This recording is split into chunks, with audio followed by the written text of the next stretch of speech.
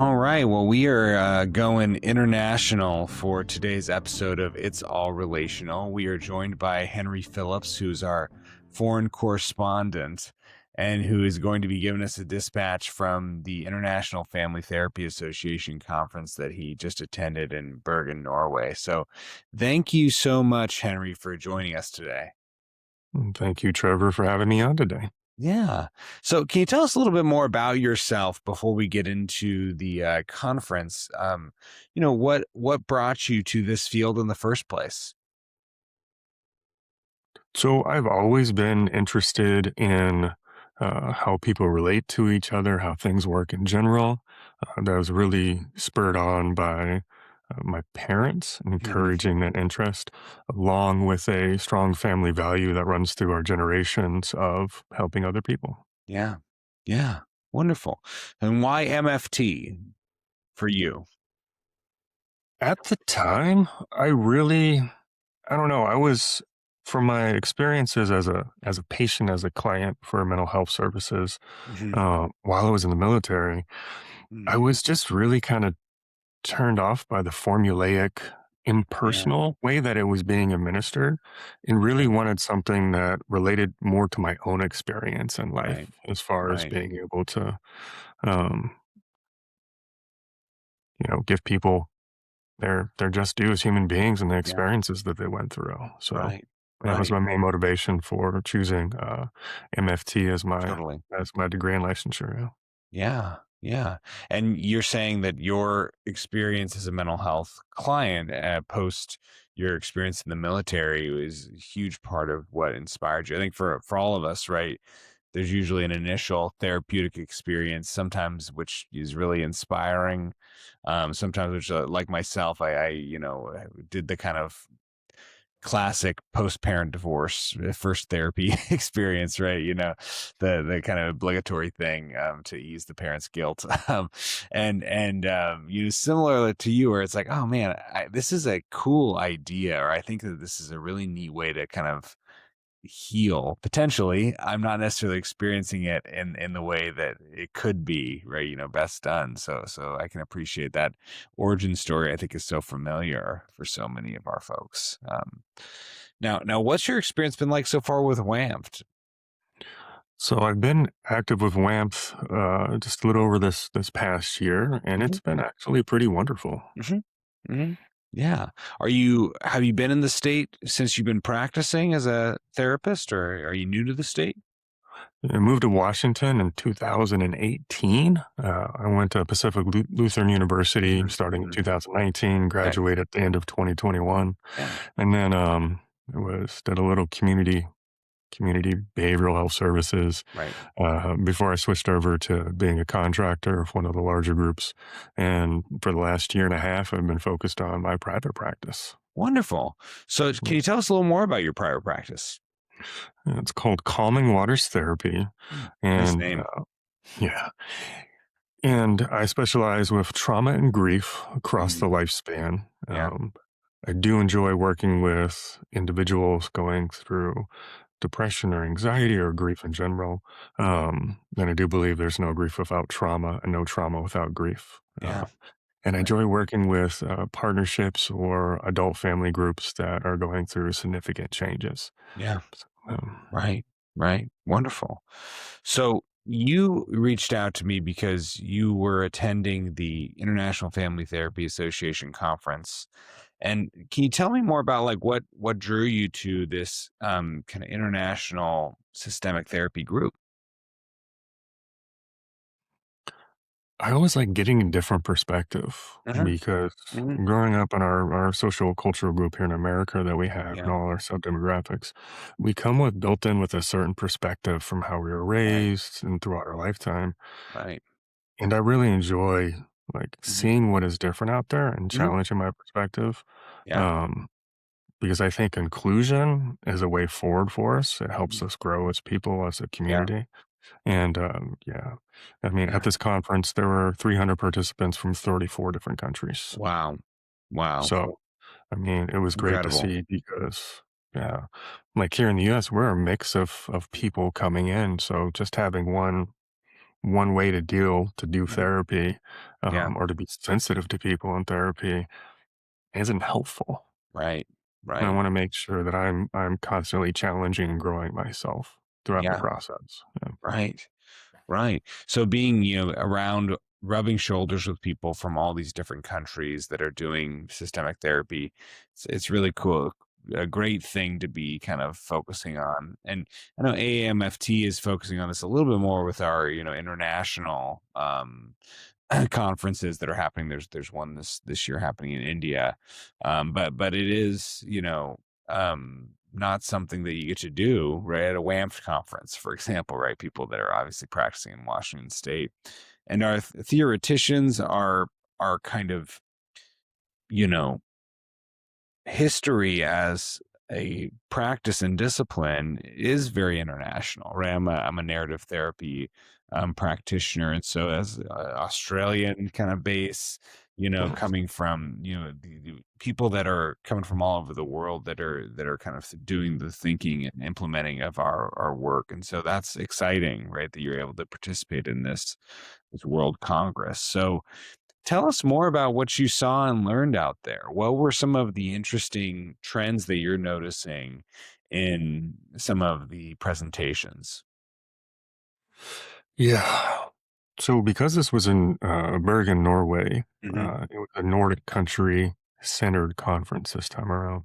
And one of the surprising things there was the drop in trainers that they had for marriage and family therapy, Mm, even though those practitioners make up a huge part of the social mhm. services, really strong government backed social services in those Right, countries. right. And so there's actually a decline in MFT in the Nordic Mm, countries, mm, mhm. which has been overtaken kind Yeah, of by the psychoanalytical sure. push out of Europe, which it's always traditionally been, even Yeah. though there's been practitioners and researchers from Denmark and the Netherlands and Austria, and so Mhm, there's great family therapy work being done there, mhm, and it's just a push and pull that's going on, and mhm, there's a desire for more connection and more support internationally from mhm. at least the people that I interacted with there. Yeah, yeah.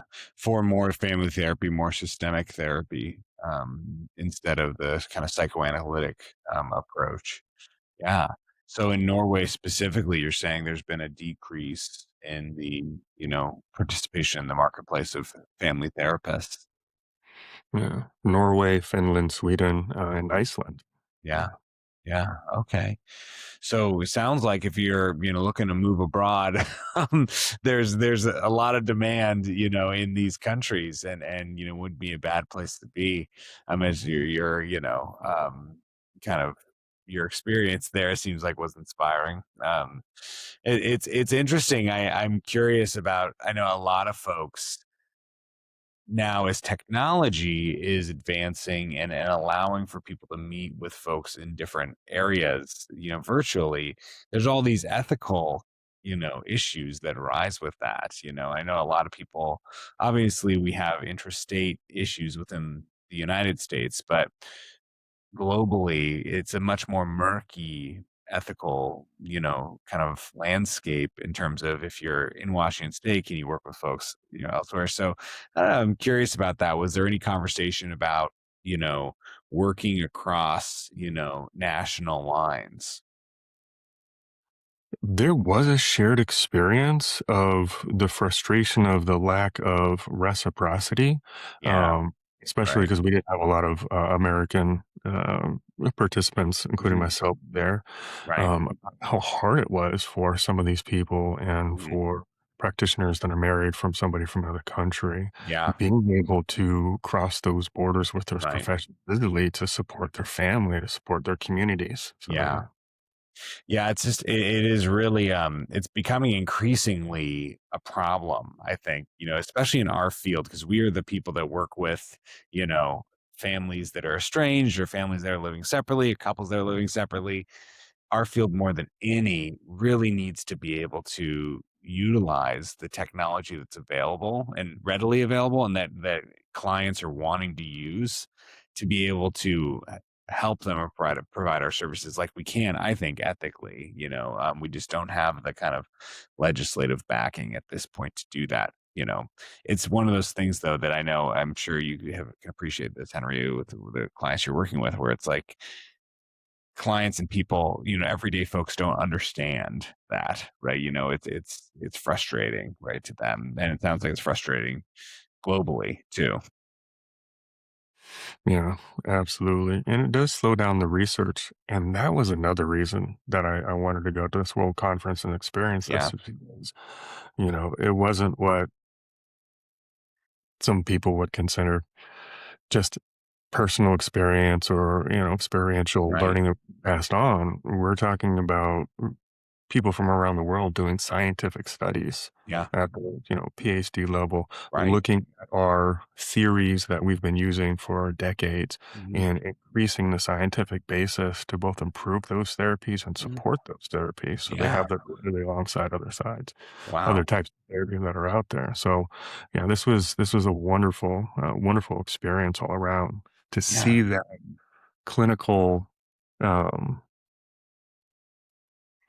discipline come Mhm, into and see the projects that were open mhm. and the desire to connect with people to help contribute to their projects, not just Yeah, locally, home country, but right, international. right. Anything stand out in terms of research around specific theories or specific issues in different countries? Yeah, there was actually, I've got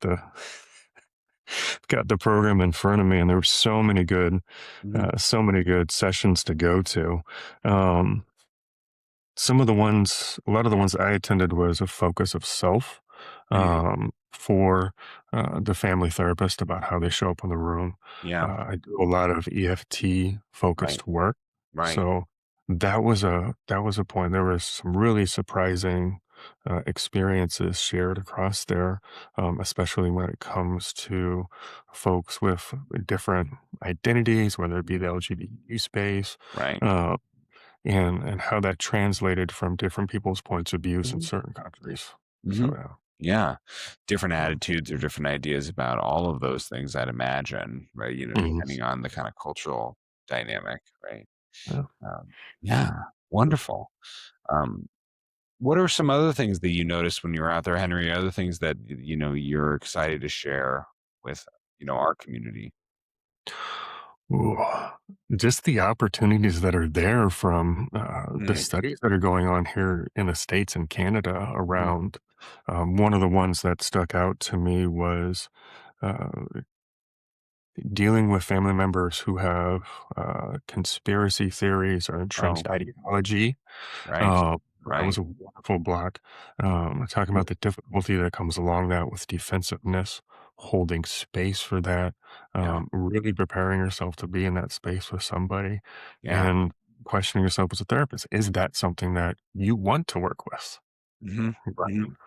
Right. Yeah, What's the difference between the ethical dilemma between the blank slate therapist or the proactive therapist, right. trying to, reverse some of the systemic harms that are going on, Hmm. right? Yeah, Individual one with people.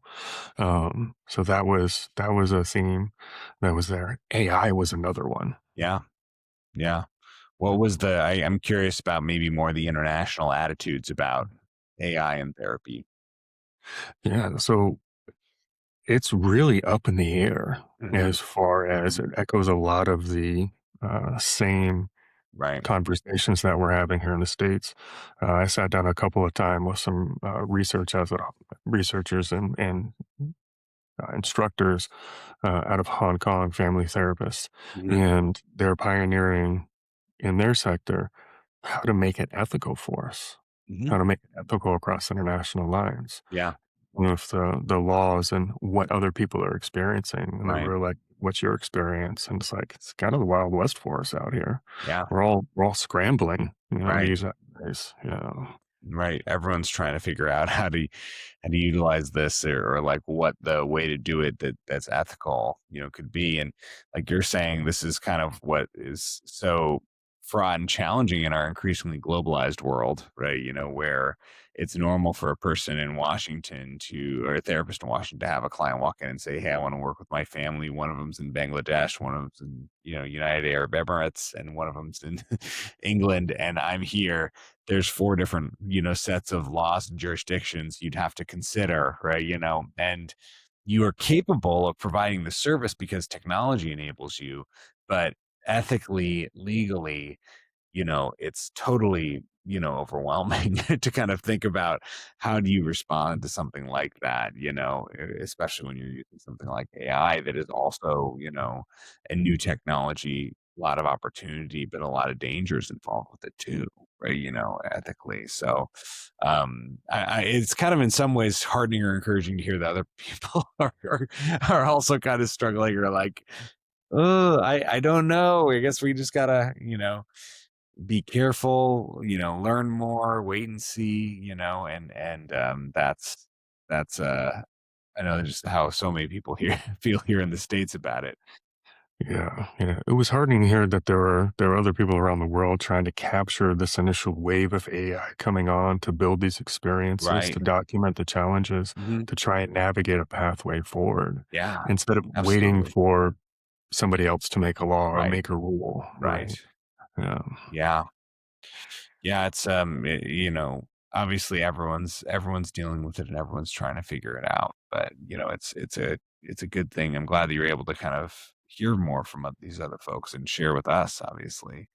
Now, you're saying they're called World Congresses, and they happen through IFTA once a year at a different location in the world. So, after your experience here, I guess I'm curious: do you think you're going to go back? Do you think this is going to be a new thing for you?